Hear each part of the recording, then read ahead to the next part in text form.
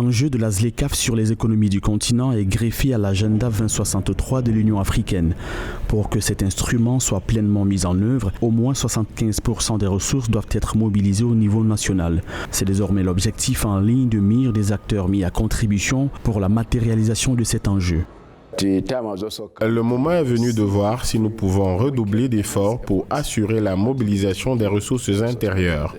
Des travaux sont en cours pour améliorer les administrations fiscales à travers l'Afrique et pour échanger des informations à des fins fiscales afin que nous soyons à mesure de prévoir les éléments de failles financières illicites. Avec cela, nous devions être à mesure d'élargir et d'approfondir la base des ressources nationales. Pour l'heure, l'Afrique aura besoin d'une aide internationale, mais nous prenons également des mesures pour nous assurer que nous développons les capacités internes pour générer nos propres ressources nationales pour le développement.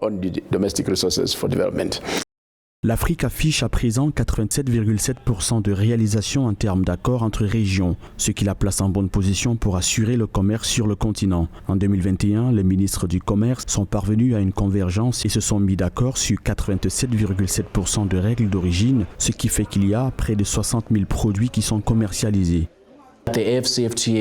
La ZLECAf stimulera considérablement le commerce intra-africain si l'accord est effectivement mis en œuvre d'ici 2035. Nous aurons la possibilité de contribuer à hauteur de 450 milliards de dollars au PIB global de l'Afrique. Nous aurons également la possibilité de stimuler le commerce intra-africain jusqu'à 80% et de sortir près de 100 millions d'Africains de la pauvreté si nous mettons en œuvre l'accord efficacement. Avec les accords commerciaux, vous ne voyez pas les résultats du jour au lendemain. Vous fixez votre objectif pour les 20 à 30 prochaines années et c'est le cas avec l'Europe. Le projet d'intégration d'Europe a pris du temps. You set yourself up for the next 20 to 30 years. We know this from the experience of Europe, the European integration project. It took time.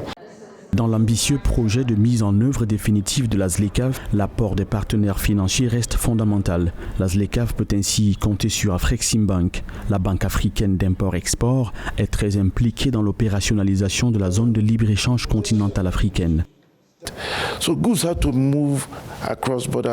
Nous avons 16 pays enclavés sur le continent. Les marchandises doivent donc traverser les frontières par route ou par voie ferrée.